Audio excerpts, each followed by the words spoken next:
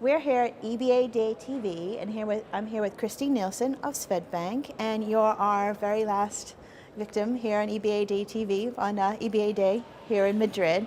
It was interesting. Kevin Brown at the end panel, the end panel just now, talked about that this EBA Day really felt like a turning point in the industry, and of course now we have, hopefully, fingers crossed, some SEPA end dates, and this is really sort of leading into more innovation in terms of payments. I mean, the payments world in general is sort of changing with mobile payments and social networking and internet. So, I mean, how do you see innovation changing in this industry? And do you agree with Kevin that we're really at a crossroads and at a turning point?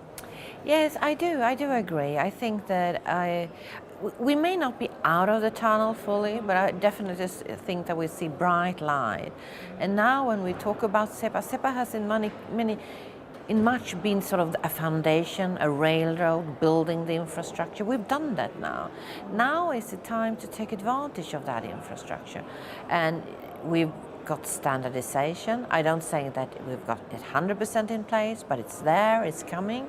And on that standard, on the format, on the rule books we have implemented, on the clearing and the pitch we have, that the EBA ability to reach all banks in the SEPA region, that's tremendous things to build your new innovative products on, and customers are out there wanting this. So we have the customer demand. It's starting to become rather clear, and you can define it, you can create new products, new offerings based on that. Both customers and banks have matured in this area. So I say that, yeah, I definitely agree. So, I mean, you can't have EBA Day without talking about SEPA. But, as I mentioned before, sort of payments in general, globally, is changing. I mean, how is it sort of stepping away a little bit from SEPA?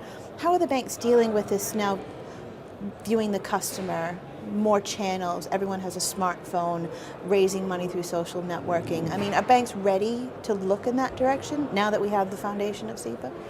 I think that banks have been doing that in parallel. We just have been talking a lot more about SEPA, but I think we've done that in parallel. If I take the mobile area, which is the E and M services that are really close to our heart, from the Nordic-Baltic region, and we're very focused on that area. We have the E-services there, we have the E-payments, E-invoices. Of course, we have local products, national products, and we very much look forward to the initiative of EBA, the E-services, because we think that that will be sort of the possibility for us to step outside of the country and also consolidate our traffic. Today, Swedbank is located in several countries that is very, very mature in this area, but we have local schemes. This is a great opportunity for us. And also in the M-payment area, we have mobile banking, we have M-payments, and we have M-information, we have M-payment initiation, where you can initiate a payment through the phone, or approve of a transaction, or approve of a debit entry. So we have a lot of bits and pieces, and we need to sort of package this together in an M-banking service. But I think that we're well ahead of that. We're way out there when it comes to this. We've just not been talking about it. And that was so nice coming to these EBA days, I must say. Yes, exactly. Because this has been about E, this has been about M. Of course, there were sessions about SEPA, but that was more to say end date, migration end date regulation is here, it's coming. And then it was quick to step on to talk about what type of innovations. How can SEPA allow us to be innovative? Most of the sessions here has actually been about E&M payments, about innovatives as one of the final sessions I listened to was the service bureaus, where they're in the relationship between the customer and the bank. And so there has been a lot of, and these are the areas we have to create value-added services.